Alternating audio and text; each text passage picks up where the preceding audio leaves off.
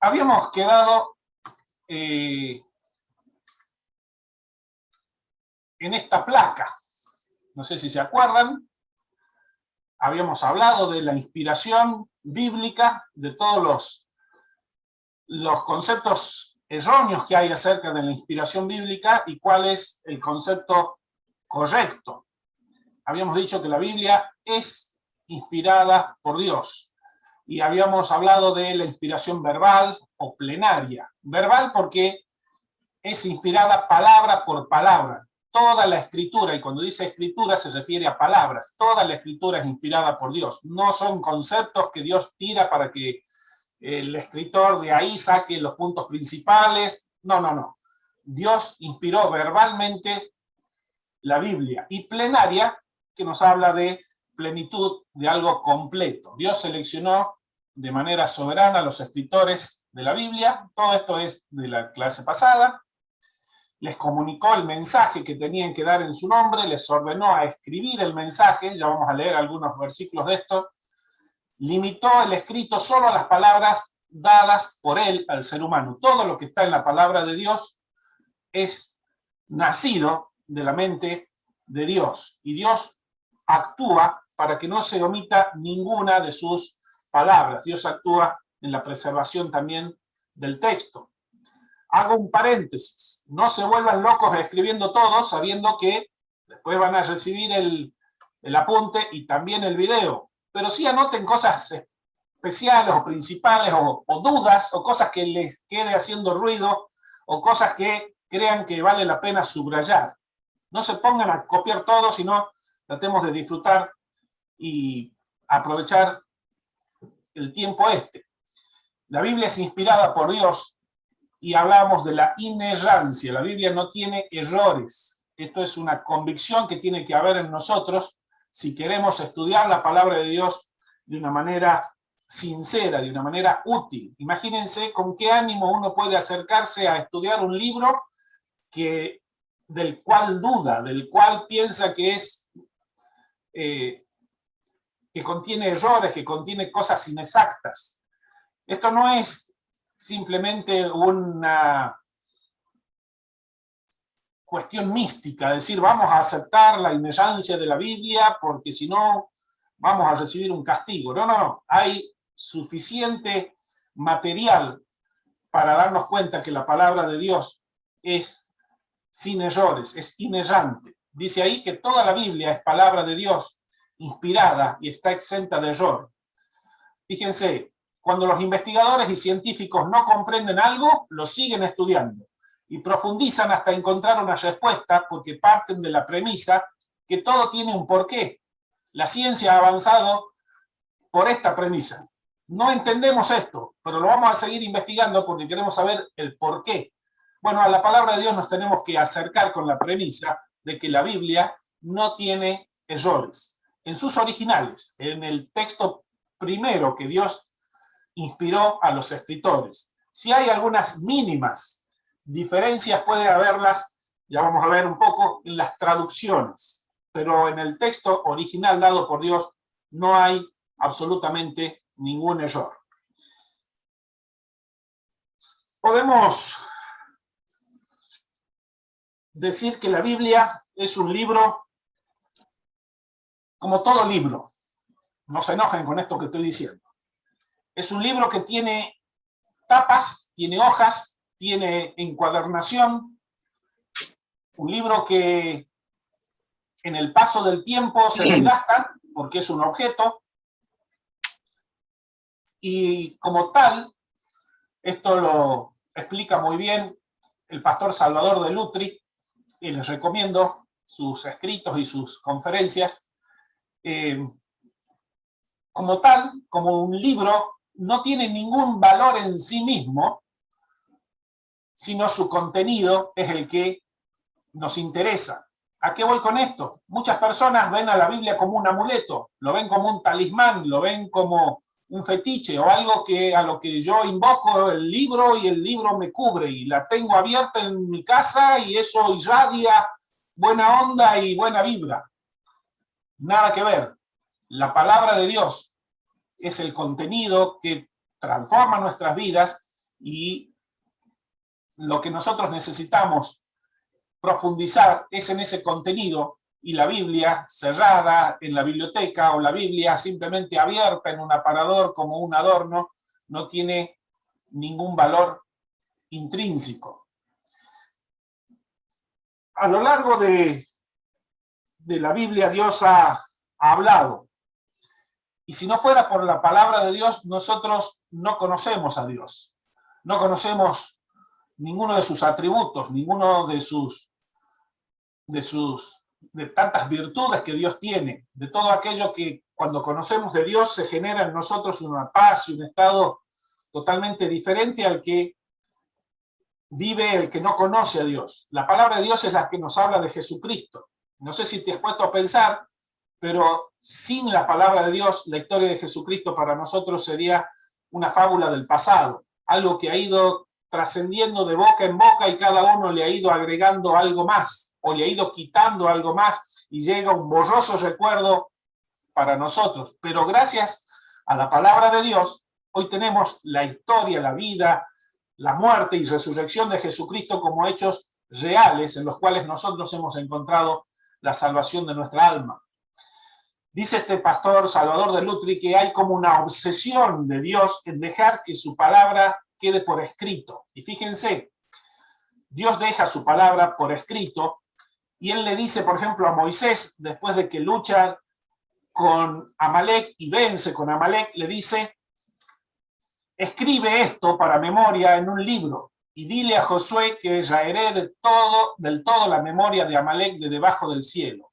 Escribí esta victoria para memoria en un libro. Dios está interesado de que las generaciones futuras tengan memoria de lo que pasó. A Jeremías le dice: toma un rollo de libro y escribe en él todas las palabras que te he hablado contra Israel y contra Judá y contra todas las naciones desde el día que comencé a hablarte, desde los días de Josías hasta hoy. Y Jeremías escribe este rollo con todas las palabras que Dios había dado para el pueblo de Israel. Este rollo llega a manos del rey Joacim, quien manda a quemar el rollo. Y cuando se quema ese rollo, Dios vuelve a hablar a Jeremías y le dice: vuelve a tomar otro rollo y escribe en él todas las palabras primeras que estaban en el primer rollo que quemó Joacim, rey de Judá. A Isaías, después de una visión, le dice: ve pues ahora y escribe esta visión en una tabla delante de ellos y regístrala en un libro para que quede hasta el día postrero, eternamente y para siempre. A Jeremías, Dios, acá volvimos a poner el mismo pasaje, vamos ahora al de Habacuc. A Habacuc le dice: Jehová me respondió y dijo: escribe la visión y declárala en tablas para que corra el que leyere en ella. Y ya al final de la Biblia, a Juan, el apóstol Juan, allí en la isla de Patmos, Dios revelando el Apocalipsis, dando el Apocalipsis, porque es una redundancia decir revelando la revelación, le dice: escribe en un libro lo que ves y envíalo a las 7 iglesias que están en Asia. Para entender esto y para entender todo lo que vamos a hablar hoy acerca de la credibilidad de la Biblia, tenemos que entender por qué la palabra de Dios es escrita, por qué es importante tener por escrito la palabra de Dios. La fe cristiana es una fe revelada. ¿Qué queremos decir con esto? La fe cristiana está escrita, revelada por Dios, con todas las características que vimos el lunes pasado. No es lo que yo creo que es. La fe cristiana no es lo que yo creo que es. No es lo que yo siento que es. No es lo que me parece que es. No es lo que yo razono que es. La fe cristiana está escrita. La fe cristiana está revelada en la palabra de Dios para todas las generaciones. Es algo objetivo. Independientemente de lo que vos pienses, de lo que yo pienso, la palabra de Dios va más allá y nos dice: la fe consiste en esto. Dios es esto. No importa lo que vos pienses de Dios. No importa el tamaño de Dios que vos creas que Dios tiene. No importa la idea que te hayas hecho en tu cabeza de cómo es Dios. Dios es como Dios se ha revelado en su palabra. Por eso es importante el tener la certeza y la seguridad de que el texto que tenemos en nuestra Biblia es palabra revelada por Dios y ha atravesado las generaciones y los tiempos y ha llegado hasta nuestras manos el consejo de Dios, la palabra revelada que Dios quiso que tengamos con nosotros. ¿Me siguen hasta ahí? Seguimos avanzando luego de esta introducción ya al tema específico de hoy. La palabra de Dios es única. Cuando decimos es única es que no tiene parecido con ninguna, no tiene parangón con ninguna. La palabra de Dios tiene que estar muy lejos del resto de los libros. No podemos decir que la Biblia es igual a tal o cual libro. En cuanto a su aspecto y en cuanto al objeto en sí, dijimos que es como todo libro. No tiene ningún poder el papel y la tinta, por más bonita que sea la encuadernación. Pero la Biblia como contenido es única. Y vamos a comenzar a ver algunas cositas por las que la palabra de Dios es única. Fue escrita en un periodo de aproximadamente 1500 años. Desde el comienzo del Génesis, escrito por Moisés, hasta Apocalipsis 22, han pasado aproximadamente 1500 años. Más, menos, pero ese es el lapso en que la Biblia fue revelada por Dios. Fue escrita aproximadamente por 40 autores. Por 40 autores. Pueden ser unos pocos más, pueden ser unos cuantos menos, pero sigamos con esta línea de saber por qué la Biblia, por qué la palabra de Dios es única. Entre sus autores podemos encontrar reyes, profetas, eruditos como Moisés. Moisés fue una persona sumamente preparada, fue un licenciado en diversas especialidades, podemos decir en ciencias, en arte, en arquitectura, en estrategia militar, en leyes. Fue preparado en la mejor universidad del mundo conocido hasta entonces, que fue la Universidad de Egipto. Imagínense, el criado por la hija del faraón, yo creo que tuvo acceso a las mejores cátedras y Dios lo estuvo preparando para una gran misión. Por eso Moisés sabía tanto de todas estas cosas con las cuales después escribe el Pentateuco. Fue escrita por músicos, fue escrita por gente sencilla como campesinos, fue escrita por sabios como Salomón, por filósofos, por pescadores, fue escrita por poetas, fue escrita por un médico como Lucas, fue escrita por rabinos y fariseos como el mismo apóstol Pablo, alguien muy preparado, fue escrita por militares, por personas con estrategias para la batalla. La palabra de Dios fue escrita en diferentes lugares, fue escrita en la incomodidad y lo árido del desierto, también fue escrita parte de ella desde una celda, desde una prisión, fue escrita en la montaña, fue escrita en el palacio, fue escrita en barcos, fue escrita en una isla, fue escrita en medio de la guerra, fue escrita en tiempos de guerra y fue escrita en tiempos de paz. La Biblia es única porque fue escrita bajo diferentes estados de ánimo. Hay escritores que escriben con alegría extrema, que salta por los poros la alegría que tienen para alabar a Dios. Pero también fue escrita por gente que atravesaba pozos profundos de tristeza, donde veían todo nublado y no entendían el porqué de lo que estaban atravesando y claman a Dios, pidiéndole a Dios que se despierte, que actúe. La Biblia es única porque también fue escrita en 3 continentes diferentes, esto como un dato curioso. Fue escrita en Europa, parte fue escrita en Asia, parte fue escrita en África, todo esto en el periodo de 1500 años. La Biblia cuenta con una variedad muy rica de estilos literarios que incluyen escritos históricos, poesía, escritos legales, leyes, escritos proféticos, fue escrita en parábolas, en alegorías, tiene tramos que son biografías, tienen epístolas, cartas personales. La Biblia es única porque los autores de la Biblia escribieron cientos de asuntos de controversia. Un asunto de controversia es aquel que despierta distintas opiniones. Uno tira un tema y todos opinan algo diferente. Esto genera controversia. Bueno, la Biblia no le esquiva a los asuntos de controversia, sino que trata cientos de asuntos de controversia, pero lo hace con armonía y continuidad desde el Génesis hasta el Apocalipsis, con una misma historia en desarrollo. ¿Cuál es esa historia? La redención del hombre realizada por Dios. Entendemos entonces por qué la Biblia es única. Se podría decir muchas cosas más de la palabra de Dios, y al que quiera profundizar podemos compartirle algunos materiales para que sigan buceando en estas profundidades de la palabra de Dios.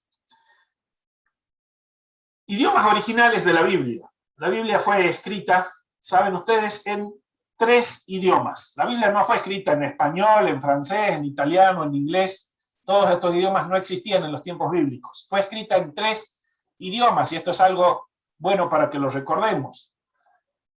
Casi todo el Antiguo Testamento fue escrito en hebreo, y ahí tenemos algunas letras escritas en hebreo. Prácticamente todo el Antiguo Testamento fue escrito en hebreo. Los hebreos, el texto original del Antiguo Testamento en hebreo no tiene vocales, son todas consonantes. Los hebreos que leían estos idiomas comprendían perfectamente lo que significaba. Ya vamos a avanzar un poquito porque después se le fueron agregando estas vocales al texto. Pero también parte de la Biblia fue escrita en arameo. Algunos párrafos de Daniel, algunos párrafos de Esdras, algunos párrafos de Jeremías fueron escritas en arameo. ¿Por qué en arameo? Porque era el idioma que tenían los asirios. Los asirios habían conquistado gran parte del mundo conocido. En la época de Daniel, ¿se acuerdan? Los asirios tenían su capital en Nínive, y ellos fueron conquistando y conquistando territorios y fueron llevando su idioma a todos los territorios conquistados. El arameo fue un idioma muy hablado hasta en el tiempo de Jesús por conquistas, porque ellos imponían ese idioma a las tierras que iban conquistando. Es muy parecido al hebreo en muchas cosas este idioma, y ahí tenemos algunos párrafos. Eso que pusimos ahí es, se habrán dado cuenta ustedes, ese es el Padre Nuestro en arameo. Sigamos.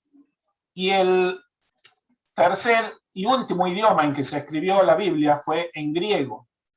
Todo el Nuevo Testamento fue escrito en griego, en un griego llamado koiné, que significa un griego común, un griego del pueblo, no un griego de las clases sociales más elevadas o más eruditas, sino el idioma que hablaba la gente. ¿Y por qué en griego? Porque luego de los asirios, en la época de las grandes conquistas, viene Alejandro Magno y conquista nuevamente el imperio anterior y conquista el mundo conocido e impone el idioma griego.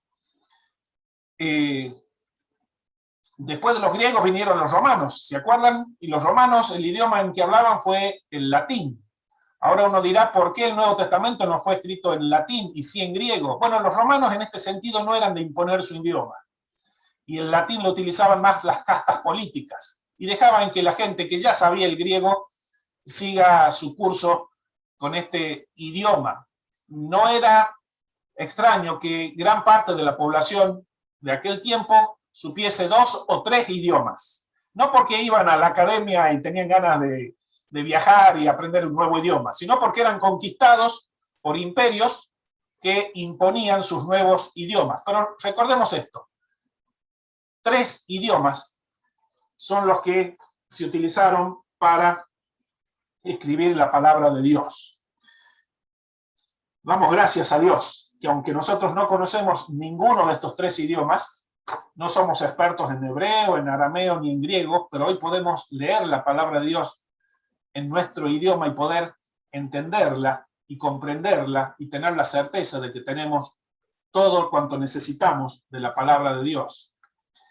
Dios confió la preservación del Antiguo Testamento a los judíos, nos guste o no nos guste.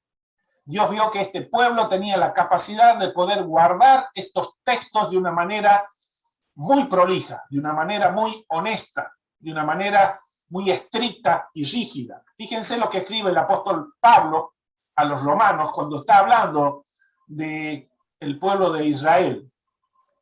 Y dice allí: entonces, ¿qué se gana con ser judío o qué valor tiene la circuncisión? Mucho, dice Pablo, desde cualquier punto de vista. En primer lugar, a los judíos se les confiaron las palabras mismas de Dios. Fueron los judíos los encargados de transmitir, de preservar, hasta de traducir, ya vamos a ver también esto, la palabra de Dios en su comienzo. Pero si a ustedes no le caen bien estas personas, Dios también dice: pero si a alguno de ellos les faltó la fe, uno puede quejarse mucho de actitudes del pueblo judío, del pueblo de Israel. Dice: pero si a algunos de ellos les faltó la fe, ¿acaso su falta de fe anula la fidelidad de Dios? De ninguna manera. Dios es siempre veraz, aunque el hombre sea mentiroso. Dios utiliza a quien quiere de la manera que Él quiere, porque Dios es soberano. Prosigamos. Jesucristo dio testimonio de la cuidadosa preservación del texto bíblico. Jesucristo nos aseguró, y Jesucristo es una persona confiable y veraz, porque si alguien que dice que va a resucitar al tercer día resucita, yo leo todo lo que él escribió y le creo, porque ha demostrado ser veraz y que sus palabras tienen sustento en la historia. Pero Jesús, este Jesús veraz, dio testimonio de esta cuidadosa preservación del texto bíblico. Jesús dijo: les aseguro que mientras exista el cielo y la tierra, ni una letra, ni una tilde de la ley desaparecerán hasta que todo se haya cumplido. ¿Ven ahí ustedes el texto hebreo? ¿Ven muchos puntitos y comitas y dibujitos? Bueno, nada de eso va a pasar, dice Jesús, hasta que todo se haya cumplido. Nos habla de la perpetuidad de su palabra. ¿Por qué la palabra de Dios es perpetua y es eterna? Porque Dios es eterno. Sigamos. Vamos a comenzar a hablar ahora de un grupo de judíos que fueron los encargados, entre otros, de que la palabra de Dios llegue con la pureza con la que hoy la tenemos en nuestras manos. Digo entre otros porque hubo distintos grupos, pero nos vamos a centrar en este, que son los famosos escribas de los que hablaba la palabra de Dios. Había algunos que le llamaban los talmudistas, están estos, a los que se les llaman masoretas, que viene de la palabra masora, y que habla acerca de la tradición. Muchos de los, digamos, la idea original de todas estas personas, por mandato de Dios, era preservar los escritos bíblicos. Recordemos que el pueblo de Israel fue sufriendo permanentemente guerras, hasta el día de hoy las sigue sufriendo, y de alguna manera habría que preservar estos escritos. Y vamos a ir viendo, si el tiempo nos alcanza, cómo Dios se encargó de que todo llegue hasta el día de hoy. Estos masoretas fueron muy disciplinados y trataron el texto bíblico con mucha reverencia y mucho temor, una cierta obsesión. Algunos ven hasta una cuestión mística y un temor al texto que están escribiendo para que no falte nada, y ya vamos a ver de qué manera lo hacían, que podemos confiar en lo que ellos fueron copiando. Ellos inventaron un complejo sistema de control para librar el texto de errores. Ellos copiaban un texto y después tenían un sistema para auditar lo que habían escrito. Ellos mismos lo crearon. Recordemos, como había recordado Ariel la semana pasada, de que no contamos en la actualidad con ningún original de la palabra de Dios. Lo que los eruditos llaman la autógrafa o autógrafo. No existe ningún texto escrito por Moisés, no existe ningún texto escrito por Jeremías, por David, por Mateo, Marcos, Lucas, Juan, no existe ninguno. No hay originales de la palabra de Dios, pero sí tenemos manuscritos, copias de, que ya vamos a ir viendo la fiabilidad que tienen estos manuscritos para que tengamos tranquilidad de que cuando leemos nuestra Biblia, en diversas versiones, tengamos la certeza de que estamos leyendo la palabra de Dios. Estos masoretas contaban el número de veces en que cada letra del alfabeto aparecía en cada libro. Fíjense, ellos sabían que en tal libro tenía que haber 528 letras A, 223 letras J. Al final del escrito, si contaban que había una J más, había un error y había que corregir. Identificaban la letra que estaba en el centro del Pentateuco. No sé cuál era esa letra, pero supongamos que era la letra P. Ellos buscaban y leían nuevamente todo, y si al centro no estaba la letra P, ese manuscrito tenía un error y era descartado. Ellos luego también sabían la letra central y la palabra central de toda la Biblia hebrea, estamos hablando que es el Antiguo Testamento, el Tanaj, le llaman ellos. Ellos contaban todo lo que se podía contar, los versos, las letras, las palabras, y luego generaron una mnemotecnia para recordar los diferentes números y totales, y saber que Génesis tiene que tener tantas palabras, tantas letras, la letra del centro de Génesis es esta. Vamos a Éxodo, tantas palabras, tantas letras, el centro de Éxodo tiene que ser esta palabra, esta letra. ¿Me siguen hasta ahí? La obsesión y el amor y la pasión que hay en estas personas que están copiando el texto bíblico.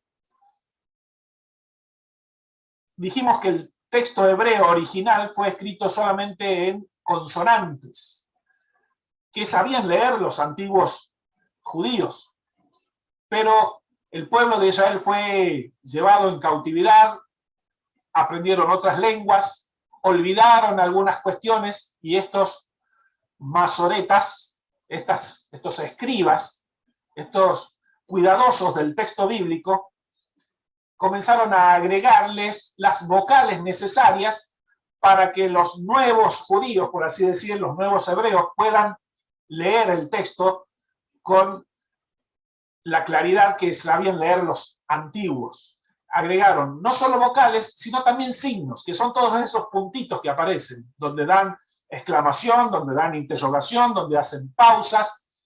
Agregaron todas estas cuestiones al texto para que sea mucho más entendible por aquellos que no hablaban el hebreo antiguo, original.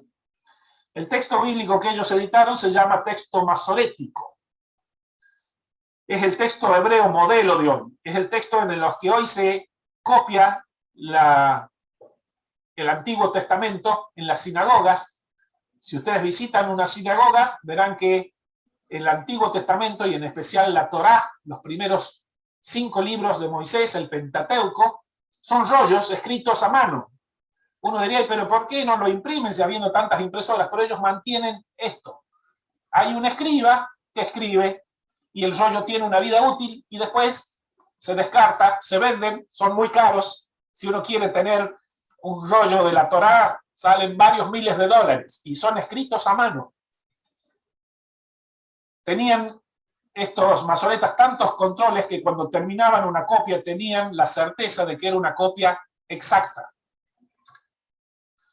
Esto es un párrafo del texto de los masoretas. Las copias que estaban gastadas por el tiempo, las que tenían un mínimo error, eran descartadas y quemadas. Y ellos tenían también estrictas reglas para el tipo de pieles, para escribir, la cantidad de columnas, la separación entre versos, la separación entre libros. Todo estaba medido.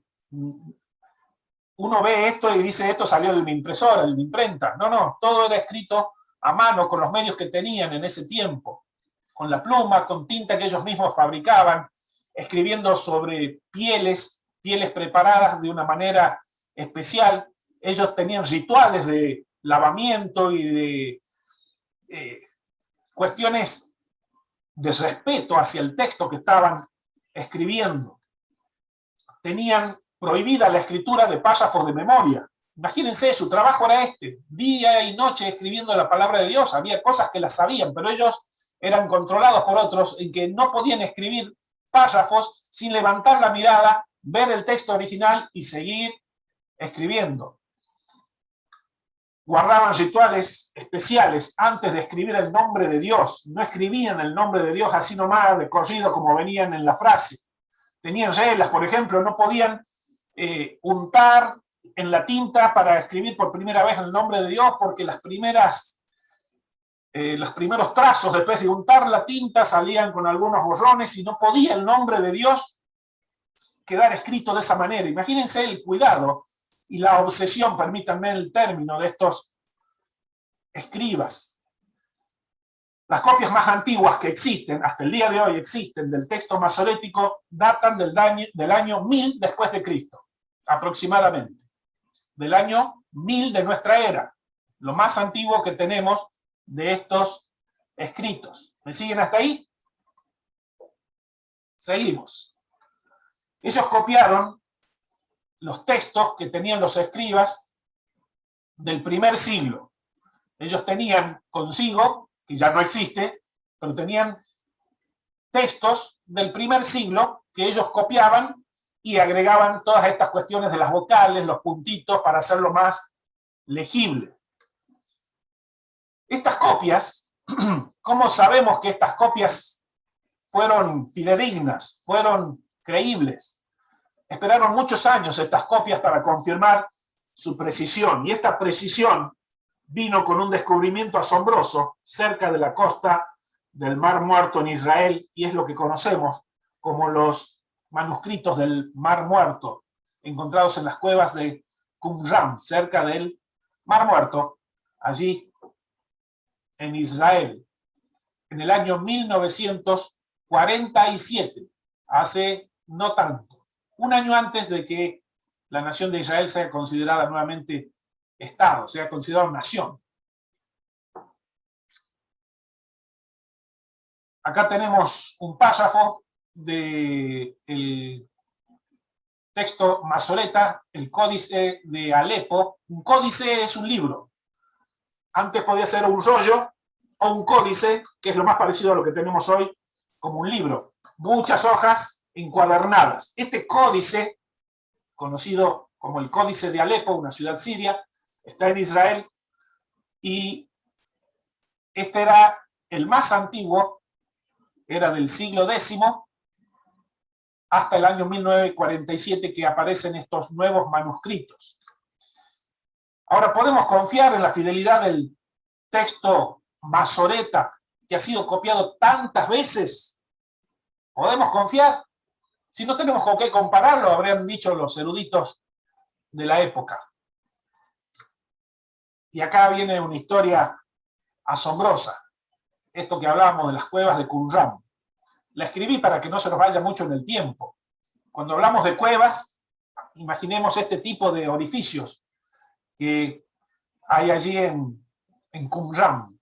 Durante los primeros meses de 1947, un joven beduino, pastor de animales de nombre Mohamed, algunos dicen que iba con otros dos, buscaban una cabra perdida en el monte, y tiró una piedra en un hoyo que había en una escarpa, en la ladera, que hay al lado occidental del Mar Muerto, a unos 12 kilómetros al sur de Jericó. Para su sorpresa, el muchacho escuchó el ruido de cerámicas que se quebraban.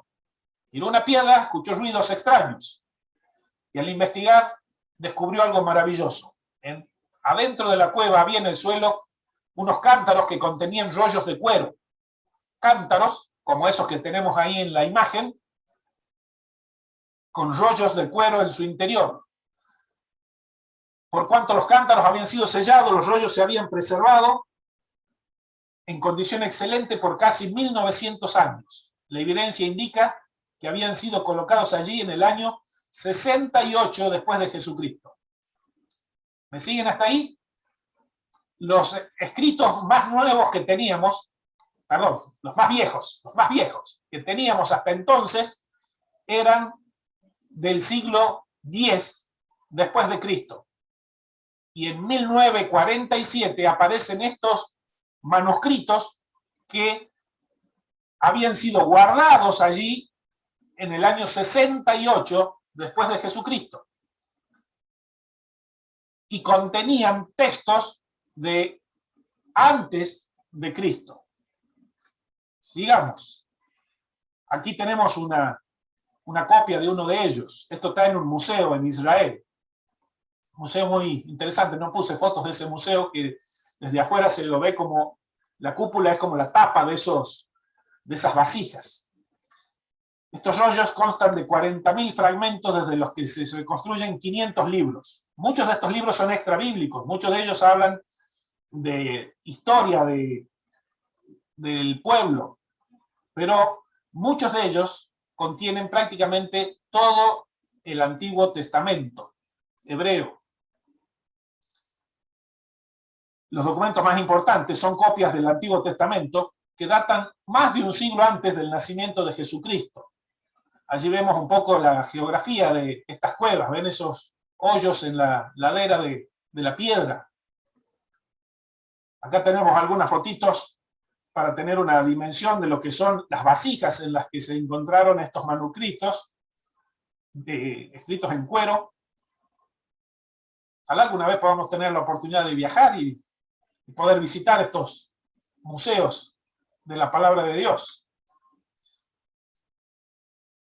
El manuscrito hebreo más antiguo, entonces, antes del descubrimiento de los rollos, eran del 900 después de Cristo en adelante. ¿Cómo podemos estar seguros de su transmisión precisa desde el tiempo de Cristo? La arqueología y los rollos del Mar Muerto aportan certeza y fiabilidad.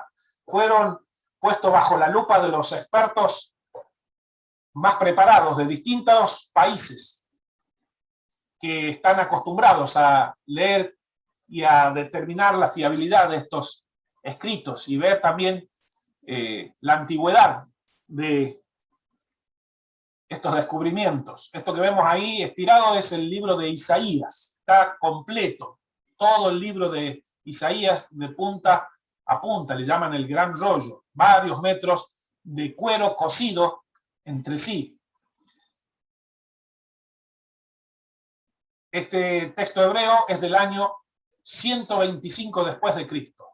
Más de 1000 años que el más antiguo que teníamos. Fíjense. Isaías 53, se analiza un capítulo del escrito de los masoretas que habían escrito en el siglo X después de Cristo y este que fue casi 1000 años escrito antes. ¿Me siguen hasta ahí? Todo escrito a mano, nada de guardado en un pendrive, ni en un disco duro, ni en ninguna otra cosa que no sea la escritura manual pasada de generación en generación. El libro de Isaías tiene Isaías 53, el capítulo 53 tiene 166 palabras en ambos. De las 166 palabras hay 17 letras cuestionadas. De las 17 letras cuestionadas, 10 letras son asuntos de ortografía que no afectan el significado. 4 letras son asuntos de estilo, como conjunciones. Formas de decir lo mismo. Nos quedan 3 letras, y las 3 letras son la palabra luz, que se agrega al versículo 11 de Isaías 53, que no afecta tampoco su significado. Nuestra versión dice, verá el fruto de la aflicción de su alma y quedará satisfecho. La versión de los rollos del Mar Muerto dice, verá la luz y quedará satisfecho. Ustedes van a ver ese versículo en nuestra versión Reina Valera, traducido de una manera, y en las versiones que basan sus traducciones en los rollos del Mar Muerto, aparece ya esta frase, verá la luz. No afecta en absoluto. Imagínense entonces, durante 1000 años, un texto que ha sido copiado cientos de veces, solamente 3 letras de diferencia y 3 letras que no afectan para nada el significado del texto bíblico. Es algo realmente extraordinario, es algo que aumenta aún más nuestra confianza en la palabra de Dios y nuestra gratitud a Él, porque realmente esto ha sido preservado por su obra a lo largo del tiempo. ¿Es nuestra copia confiable? Hay 3 pruebas de fiabilidad, y esto vamos a ir rapidito. La cantidad de manuscritos. ¿Cuántos manuscritos antiguos hemos descubierto? Para saber que un texto es fiel, hay que ver qué cantidad de manuscritos se han descubierto. Bueno, dijimos al comienzo que la palabra de Dios es única. Son miles y miles de manuscritos y todavía escarban y levantan piedras en Jerusalén y siguen encontrando manuscritos. Esto que empezó en 1947 en las cuevas de Qumran, no es que ahí encontraron todo. Siguieron investigando y siguieron encontrando cosas. Y no nos sorprenderían que sigan encontrando manuscritos, porque fue tal la pasión de escribir la palabra de Dios que no había cansancio para esto. Hay mucho más manuscritos de la palabra de Dios, tanto del Antiguo como del Nuevo Testamento, que cualquier obra clásica de la antigüedad. Usted sabe de Platón, usted sabe de la historia romana, de los griegos, por escritos, que tienen 4, 5 manuscritos. La palabra de Dios tiene miles de todas las épocas.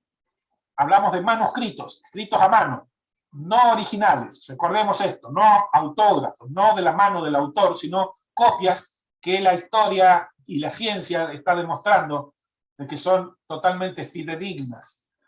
También hay que tener en cuenta la calidad de estos manuscritos. ¿Son los manuscritos que tenemos consistentes o presentan variaciones? Porque podemos tener cosas escritas a mano que digan cualquier cosa, pero tener a lo largo de la historia y poder comparar algo que se escribió hace más de 1000 años con algo que se encontró ahora y con algo que... y encontrar la coincidencia en cada parte habla de una calidad extraordinaria de estos manuscritos. Y algo también importante para saber si la Biblia es confiable o no, si estos manuscritos que tenemos es confiable, es el tiempo, es el intervalo de tiempo que pasa entre que el manuscrito original fue escrito, síganme hasta ahí, por el autor, y los manuscritos más antiguos que tenemos. Cuanto más corto es el intervalo, mayor es la fiabilidad. Por ejemplo, yo escribo algo ahora acerca de lo que pasó el año pasado. Tengo en mi mente muy fresca de las cosas que pasaron. Lo que yo escribo es más fiable que lo que escriba alguien de acá a 100 años en lo que pasó la semana pasada. ¿Me siguen hasta ahí? Bueno, el Nuevo Testamento tiene escritos que llevan menos de un siglo, mucho menos de un siglo, que relatan las cosas que vivieron. Los evangelios se escribieron en el primer siglo, habrían pasado 20, 30, 40 años entre que pasaron las cosas que ellos relatan. Y quizá a usted le parezca mucho esto, pero todos los escritos clásicos de Roma, de Grecia, de Platón y de todos estos que nosotros lo tomamos como algo cierto, entre que pasaron los sucesos y que se escribió por primera vez pasaron más de 700 años. Imagínense si no quedó algo en el camino. Por eso es que la palabra de Dios también es confiable en cuanto a esto. Ahora, también hablamos de traducciones. ¿Cómo podemos confiar en la Biblia si tiene tantas versiones? Si usted va a una casa de una librería cristiana y ve tantas versiones de la palabra de Dios, y por ahí se puede llegar a confundir y decir, ¿cuál será la mejor? ¿Cuál es la mejor traducción? ¿No deberíamos leer el texto en el idioma original si realmente queremos comprenderlo? Y acá hago un paréntesis, y quizás más a los jóvenes. Si tienen la posibilidad de estudiar los idiomas originales, adelante, los animamos. Y tengo entendido que Sociedades Bíblicas aquí en Córdoba da cursos acerca de griego y hebreo bíblico, y ojalá sean muchos los que puedan estudiarlo. pero no debe ser motivo de frustración para el que no puede estudiarlos, para el que no puede manejar estos idiomas originales. ¿Por qué? Porque tenemos la certeza que las traducciones que tenemos hasta el día de hoy son fidedignas. Tenemos todas las herramientas que necesitamos para entender la Biblia en español. La historia de la traducción bíblica en español también es apasionante. Para el que quiera leerla, podemos facilitarle algún material. Podemos tener la paz de que podemos leer, comprender y enseñar el consejo completo de la palabra de Dios. En el siglo XVI fue un siglo muy sangriento para los escritores, para los traductores de la palabra de Dios. Estaba muy mal visto por la iglesia predominante, la iglesia católica, que la Biblia sea traducida. Ellos querían mantenerla en el latín, la vulgata que tenían, para que sea solamente reducida a un grupo pequeño de personas. Y fueron personas como John Wycliffe, que la tradujo al inglés, Jan Hus, que la tradujo al checo, William Tyndale, que completó el trabajo iniciado por Wycliffe en la traducción de la Biblia al inglés. Todas estas personas que mencioné murieron en la hoguera, porque los papas no soportaron que la palabra de Dios sea popular, llegue al pueblo, y castigaron de esta manera a estos hermanos. Fíjense qué fácil que hoy podemos tener la palabra de Dios. En cuanto a las traducciones, ¿cuál traducción es la mejor? ¿Cuál versión es la mejor? ¿Cuál tengo que utilizar? Y la respuesta es simple. No hay una sola, son muchas de ellas. Todas estas versiones que leemos en la iglesia, y a veces alguno lee Reina Valera, y otro lee la versión popular, y otro lee la NBI, y otro habla de una Biblia con lenguaje actual y sencillo. Todas estas traducciones bíblicas están basadas en los manuscritos puros que tenemos hasta el día de hoy.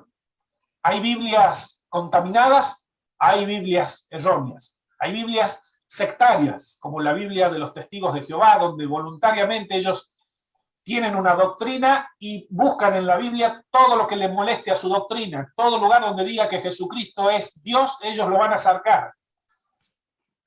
Fueron versiones hechas con mala intención.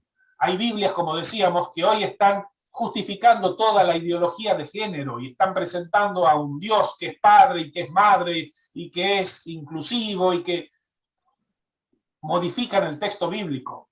Las traducciones de la palabra de Dios que tenemos con nosotros no son, por así decir, emprendimientos personales. Tengo ganas de hacer una traducción bíblica y voy a hacer la traducción bíblica según Marcelo y la tiro al mercado y tengo mucha plata e imprimo millones. No. Pasan controles rigurosos, muy estrictos. Y tengamos cuidado cuando dudamos de las traducciones. Leamos varias traducciones, pero respetemos a los traductores porque saben 1.000.000 de veces más manejar el hebreo, el griego y el arameo que lo que podemos hacerlo nosotros. No hablemos con tanta liviandad, sí, porque esta traducción es mala. No. Veamos cómo aclara esta otra traducción esto. Y veremos que tenemos todas las herramientas para contar con la palabra de Dios. Y con esta imagen quiero que terminemos. Con esta imagen quiero que terminemos. Ya estamos llegando a la hora desde que hemos empezado un poquito más tarde. Sabemos que el diablo es un ser creado, un ser limitado, muy inteligente, pero limitado. Él no es omnisciente, no sabe todas las cosas. Él tiene un conocimiento gradual, así como dice el viejo dicho, el diablo sabe por diablo, pero más sabe por viejo. Él fue aprendiendo a lo largo de la historia cómo entorpecer la obra de Dios. Al comienzo habrá dicho, bueno, matemos a los cristianos, los matemos y para que este mensaje no se extienda. Y por cada cristiano que mataba, surgían 2, 3, y la iglesia se unía más. Y entregaban con gozo su vida en la arena del circo romano. Entonces el diablo aprendió. Esta no es la manera. Cuanto más los matamos, más crecen. Entonces vamos a ir a atacar su libro. La palabra de Dios. El diablo odia la palabra de Dios. Porque la palabra de Dios es la espada con la que nosotros podemos vencer al enemigo. Es la espada del Espíritu. Lo vamos a ver en esta serie que vamos a empezar el próximo domingo. Odia la palabra de Dios, entonces vamos a perseguir y vamos a destruir la palabra de Dios. Y la palabra de Dios ha sido destruida muchas veces, atacada, mejor dicho, quemada, confiscada, encadenada, encerrada a los monasterios, para que nadie tenga acceso a ella, sino solamente los que quieren hacer creer al pueblo lo que ellos quieren hacerle decir a la Biblia. Y no pudieron hacerlo. Conocemos la historia de la Reforma. Dios utilizó a grandes siervos para que la Biblia sea traducida, sin importarles entregar y pagar con su vida este acto de valentía. Y cuanto más la Biblia era escondida, después que fue publicada, fue el primer libro publicado por la imprenta allí, por Gutenberg, y creció la distribución de la palabra de Dios a millones y millones. El diablo no pudo hacer nada para frenar esto. Y en los lugares donde trataba de frenarlo, hasta el día de hoy, las personas que no pueden acceder al texto, lo que hacen es lo que deberíamos hacer muchas veces: memorizan porciones largas de la palabra de Dios. Me pueden robar la palabra de Dios, se la pueden llevar de mi casa, la pueden quemar, pero la tengo acá. Sus verdades están grabadas a fuego en mi corazón. ¿Cuál es la estrategia que el diablo ha utilizado? Y está utilizando, creo, en muchas oportunidades. ¿Quieren tener Biblias? Bueno, que las tengan. Que tengan las versiones que quieran. Que tengan el tamaño que quieran. ¿Quieren tenerla a un clic de distancia? Que tengan 40, 50 versiones en el celular. Cuando lo tienen tan fácil, pierden el amor por la palabra de Dios. Pierden el interés de leerla. Total, la tengo ahí. Si la necesito, hago clic y la busco. Alguien dijo, no es cuántas Biblias tengas, sino es cuánto la Biblia tiene de vos. Cuánto la Biblia tiene de vos. No cuántas Biblias podás tener guardadas.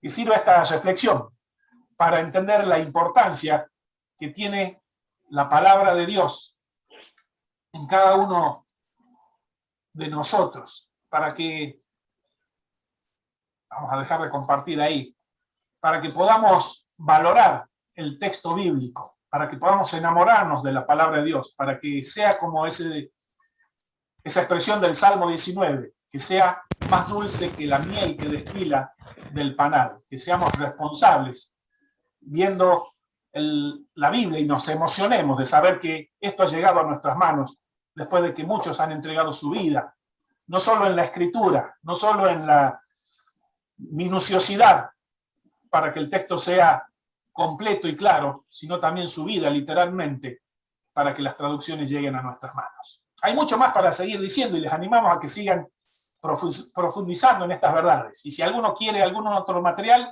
no vamos a subir todo en el grupo de la iglesia porque lo vamos a saturar. Pero personalmente pueden pedirlo a cualquiera de los que vamos a estar dando estas charlas y se los haremos llegar. Muchas gracias por la atención. Un lunes un poco accidentado, pero creemos que Dios ha vencido una vez más. Pablo. Pablo está con la garganta complicada.